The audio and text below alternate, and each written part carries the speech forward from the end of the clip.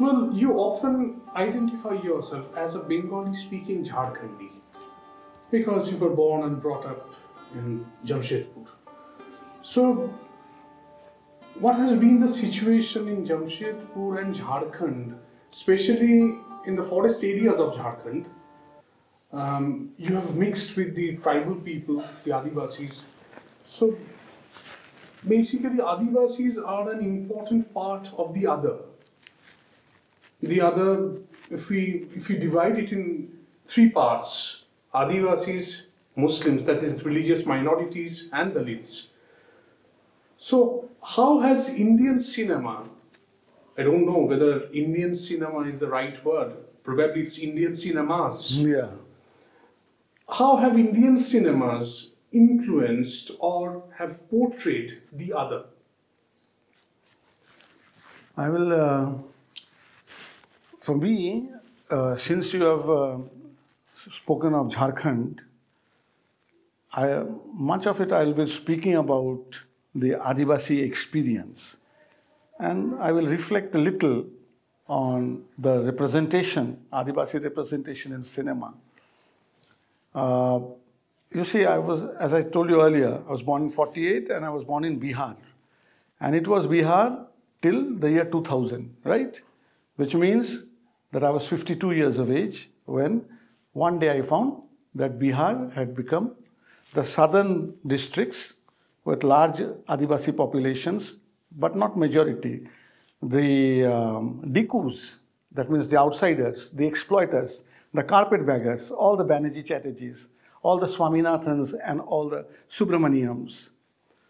I mean, anybody who is not an Adivasi and is willing to ride roughshod over the feelings, the aspirations, and the birthrights of the Adivasis is referred to as a Diku in that part. So I'm a Diku. So it is because of generations of Dikus that the Jharkhand Adivasis now find themselves, for that matter, the story holds good for the whole of the subcontinent. Same in Chhattisgarh and all that. Outsiders have come and taken over land, water bodies, forests, all everywhere, all over India, in fact, all over the world. This is a world phenomenon, actually. The original people, the first nations, were made to surrender everything to later arrivals, right? So, you must have an idea why I call myself, before 2000, I would often, when speaking to people in Calcutta, I would say I am a Bangla Bhashi Bihari. Some would be perplexed, people would laugh it off. It didn't matter because I knew what I was saying. Because once you step out of the house, you are in Bihar. Once you go back, because language is culture in daily action. I speak Bengali with my parents. I am a Bengali there, culturally. And the most potent vehicle of cultural expression is language. When I come out, I hear Hindi and also a lot of other languages, but Hindi. Now you may be under the impression that you have spent such a large part of your life in tribal part of Bihar and then in Jharkhand. You must have had a lot of interaction. No. The Dikus in general, you will find very few people among the Dikus who would want to have close relationships, friendships, ties with the original inhabitants, the Adivasis. You see, they move in their own circles. They do not wish to have anything to do there. The lowliest of jobs are for the actual owners of the land. It is those occupiers like us for whom the best jobs were available, the best education was available, the best medical facilities were available, because we had the money, the purchasing power. We had stolen from them and forgot about them after that. So I want to make it very clear that all these big corporates would not have had it so easy to take over the mines, the quarries, and all the other natural resources. They would not have it so easily. If only even a small fraction of the educated middle classes were to put up a front against the corporates, against the local police, against the local IAS or IPS officers, the bureaucracy, against the political establishment. But no. Why do you think India now has such a changed face suddenly in the last 22 years or so in political terms? That is because those who should have stood up and spoken, they have decided to keep sitting. Because the defining characteristics of the Indian state in the year of our Lord 2023 is two things: fear and greed. The middle classes, the upper classes, and it has percolated even to the lower classes. Fear and greed. Fear of the baton, fear of being thrown into jail and allowed to rot there. No charges will be brought. You will not be brought to trial. You will rot there and die like Father Stan Swami. Greed. If you are with us, that means you keep quiet and thereby give your consent to what we are doing. We will wrap you in gold, if not in platinum. So you think there's a qualitative change? Absolutely. The change was coming. Yes, it was coming. They were coming. Nisa, vagara, vagara. But actually, you see, all that was kind of, if you go back to the emergency, because these people are always harping on the emergency, that was a declared emergency, and then it was, after a period of time, it was lifted. Less than 2 years. Yes. And at least the state had to promise that we'll do land reform and all such things in the 20-point program. Accountability. Accountability was there. Now you have before you an undeclared emergency, and you do not know for how many years or even decades this state of emergency might continue. You are in a total state of uncertainty, confusion, fear. Now, Adivasis have actually faced the brunt of corporate oppression, state oppression, much more than Muslims, much more than Dalits. And let me explain. Because I have, like many of my countrymen, seen the forces operating in my country. Now, when a Muslim or a Christian is oppressed, not only are there enough Muslims and Christians, educated, conscientious objectors, but even there's a small, slim, a sliver of liberal, secular Hindus.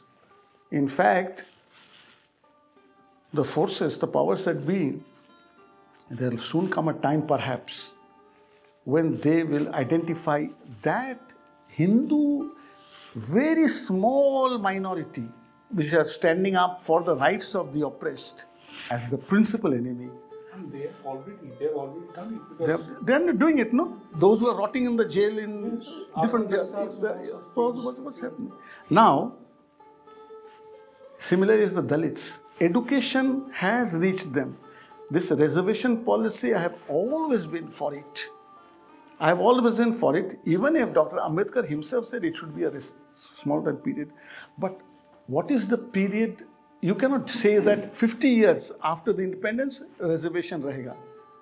What about, who is going to, actually the burden of 5,000 years of oppression of the Dalits? Can you just, that reservation for 50 years, will it take care of that? No. Reservation should be there for them. You have oppressed them for so long, denying them the basics to a decent life. You have denied them. So at least for a much longer period than 50 years, it should be there. Now, because of that, till about, say, the year 2000, these people, the Dalits, they were able to enjoy the fruits of education, educate themselves, and things like that. Therefore, you have a body of educated objectors within that community. Okay. Adivasis is different. Adivasis have had to contend with the actual vengeance of the state because the dispensation in power now will not be there if they do not have the wholehearted support of the money bags, the tycoons, the corporates, whose eyes are not only on the forest cover, but what lies beneath, not only on the riverbed sand for the construction activities, but also the water itself, which is required in large quantities to produce steel. You see? So, who are sitting there? Now, there are still small communities of Adivasis all over the country on that. So, first, you get rid of them. You just throw them out. Don't give them a single paisa of compensation. And if they resist, decimate them by whatever means are there at your disposal. So, this whole thing is taking place. The oppression of the Adivasis is the actual single most distressing factor of Indian life and by extension international life, international affairs. Because just as the Adivasi in Orissa, bauxite mines, you know what they've done. Niyamgiri and all, Chhattisgarh, then you go to Jharkhand, you know Kalinganagar, how they actually shot so many people, 11 people.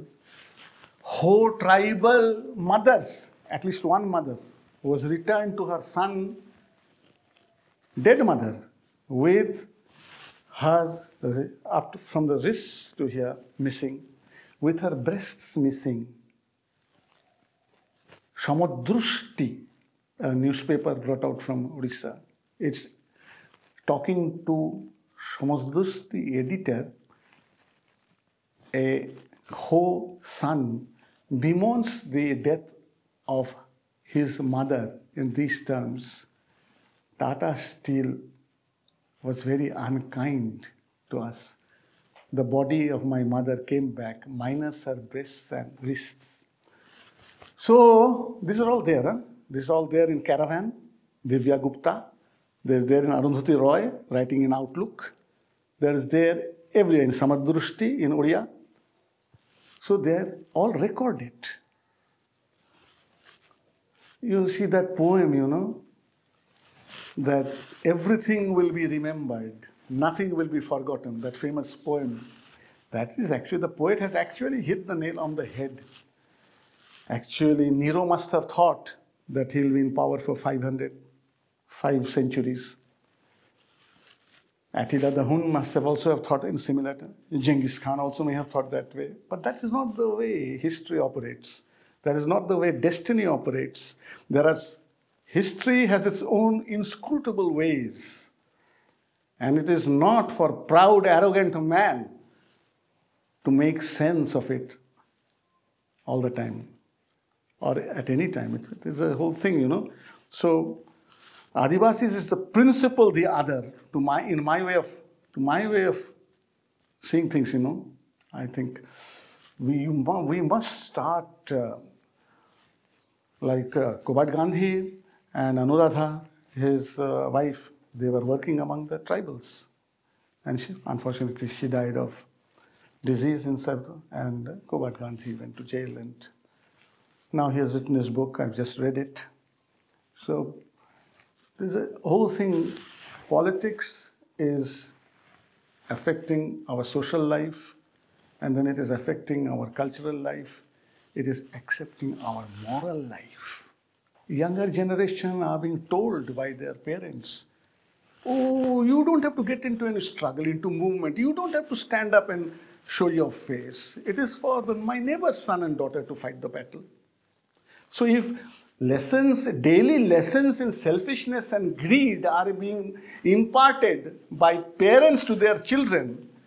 But such things have always been, in spite of that. In spite of that, there have been dissenters. Yeah, in the Naxalite movement, people in the neighborhood are saying, the parents are saying, you don't have to go. Why do you have to go? And yet they were dreamers. They were after it was a mirage. It was a seductive mirage. And man will always run after utopias. Utopias are totally necessary for our survival. Utopias which promise us equality, brotherhood, amity.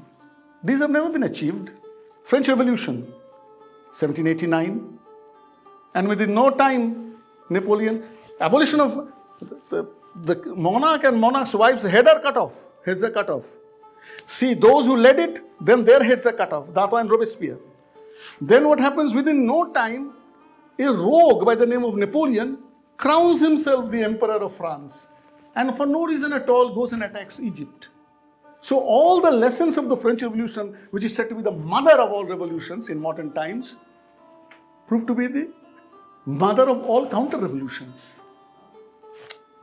So you have to read history in that way. Reading that, cinema, you can make a French film or even a film from Latin America, wherever the French went, or an African film, that period piece, then you can make sense of it. I know this period in France. They were saying a certain kind of things, and they had another kind of things in Algeria. So you begin to make sense of all those films with the French Revolution and thing, and then Battle of Algiers, Pontecorvo. You understand that without a sense of history, you cannot appreciate many kinds of films. So I believe that my grades were atrocious in Presidency College. I got my honors by the skin of my teeth. But those 3 years, attending the lectures of Amrish Tripathi, Dilip Kumar Bishwas, Ashwin Dasgupta, Hiren Chakraborty, equipped me, I like to believe, with a sense of history. I would have gathered more if I'd attended all their lectures instead of, not actually waste. Now I realize that I wasn't wasting time in coffee house. Because when I came from Jamshedpur to Calcutta, you won't believe it, a 17-year-old boy. So you can make the kind of feudal atmosphere that was operating when I was growing up. And it still persists. In Jamshedpur, it's a still thing, I never heard of Camus. I hadn't heard of Sartre, Beauvoir. I hadn't heard of Kafka. I was 17 years old. And when I came to class, I found my friends freely talking among themselves, all Calcutta boys and girls, about how they had read. Maybe they were not making expert readings of those great masters, but they had read the books and had started making the first tentative readings of the masters. Then I felt, Vidyarthy, you're really backward, man. You're really backward. You're ignorant. Then I started missing classes and going to coffee house, and that was also a center of education. At that table, Mrinal Sen is holding forth with somebody. On that table, Soumitra Chatterjee is holding forth with somebody. Their history professor, their geology professor, and they're not talking their subjects. They're talking about politics, literature, culture, feminist studies, all these kind of things about women. Feminist studies hadn't yet begun in a big way in India in the 60s, but about the status of women, about the status of the domestics at home, things like that, And then I started buying from the second-hand bookshops, on College Street pavement, the booksellers. It is there that I came to read first Yevtushenko's poetry and Einsteinsberger, and then Holub, and then Popa, and then Camus and all that. I started picking up. And they were so cheap in those days. For 1 rupee in those days from bookshops, you could buy 2 Camus books, 2 Kafka books. And I was reading them. And so gradually I realized that I was no longer in a void. I was maybe not as well informed or well read as my peers in class, but the process of my education of a different kind had begun. You know, history is a very good subject to go to. Miguel Litin, the great Chilean filmmaker, who during the military dictatorship had to flee his country, has a very fine thing to say. People who do not remember their past are condemned to forfeiting their present and their future. History is a very important subject to go to. And there are fantastic historical texts written, in our case, in English language, which even teaches you literature. So, and then there was these great professors, you know, who were in demand all over the world. We had Oshin Babu, half the year he would be in Amsterdam. Amalesh Babu would be in America sometimes. Some other professor would be in Cambridge. Their books were read there, taught there. We were learning the same books, and the author was in front of us, you know. So, but at the end of this thing, I would say that despite all that we are facing today in this country, I go back to Dickens, the best of times, the worst of times. This is the worst of times. Man, the human spirit, you cannot kill. Like, I think it's, I was telling you the other day about Hemingway. Yeah. What did he say? You can defeat a man, but you cannot destroy him. No? The old man, you could not destroy him. You can defeat him. So from defeat, great rebels have been known to arise as the phoenix, bird phoenix, from the ashes. So, if you don't go through the worst of times, how will you know what is the potential in you to face the adversity? In that sense, it's the best of times. Dickens also said that we were all going to heaven and we were all going the other way. Yeah. Now we are actually going the other way. Yeah, and then we will retrace our steps. But the problem here is in realistic terms. This is idealism. Yes. We need our idealism, of course. But ideas are of many kinds. There are practical ideas, there are pragmatic ideas, there are idealistic ideas. Our engagement with ideas should never cease. And the tyrannies of the state and the corporate have combined in our times to, tell the younger people, no need to engage yourself in ideas. This is the cancer of postmodernism. Do not engage yourself in any philosophical, polemical, political discourse. Sab chalta hai. So I can kill you and just take away your purse containing a few thousand rupees. Chalta hai. And not get caught. वो भी चलता है. And ये भी चलता है कि I get a purse on the road and I've seen the person going ahead who has actually, it has fallen from his pocket, to go and return it to him. That is also. But today's younger people are being restricted to the mall. I have a term for it, Mall mutra cultures. Mall mutra cultures.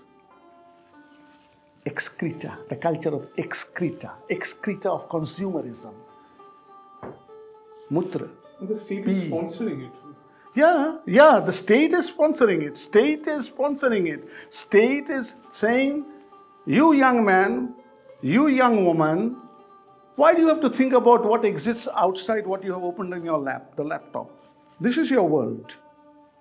From once 12 hours, actually they think it's a princely sum that they are being paid by it's actually a beggarly sum compared to what the employer is making out of the 12 hours of work from the young man or woman.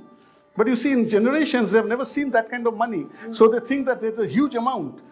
Destroying that person physically, morally, because after that, nearest place to go is a pub. Drink your money. Then there's the mall. Buy. Then you go home, go off to sleep, or work through the night, seeing all kinds of images which have got nothing to do with the world, the better side of human life or world. So totally this is a confusion out of which only one victor you have. Actually two, but actually one, the corporate. Because it is the corporate which is running the state. It is not the political class which is running the politics of the world. It is the corporate class, the economic class, the moneyed elite, which is actually in every country dictating terms to the state. And the state is falling for it. So this is, so you have Bolsonaro there, finishing off half the Amazon thing, and yet just losing narrowly by a few lakh votes. He would have again come to that. And then you saw what his supporters did. They will not go by the democratic verdict. This election was stolen from me. From where did they learn? They turned to Trump. And then Macron. Do you think Macron is a very, very progressive leader? What was his role in the Yellow Vest movement? Huh? What is his role to the migrant Muslim black population or the Arab population in actually doing the lowliest, the meanest of jobs to keep the French economy running? From Algeria, from Tunisia, from Morocco, here, and from there, Mali, Mauritania, Burkina Faso, Chad, Niger, from that, all those former French colonies. They're even now dictating the politics of those there. So this is the way it is going. And now, 1 minute. Now you actually have, for the first time in 75 years, after the Second World War, let's say, 75 or 80 years, first time actually people they have the audacity in Italy to say, you are voting for me, you are voting for Mussolini. And actually she wins. And it's a woman who has won on the Mussolini card. So what do you expect to happen in India? Everything is connected. Don't think that people think that, there is Italy so far away from us. No. It's the ideas of wings. Ideas of wings. They fly in no time from one society to another, from one individual to another. So you were saying that fascism is an integral part of this information age? Of course. It is all fascism. It's all fascism. What is fascism? If you are not with me, you are against me. If you are against me, I'll finish you off. I'll not let you live in peace. Even if at all I let you live, I'll finish you off. But I can't finish off so many. I don't have enough armory. I don't have enough armaments to finish all my dissenters off at one time. So I'll put you in the dungeon. Charges will not be brought against you. You will not be brought to trial. You will rot and die. So fascism is a fascist one.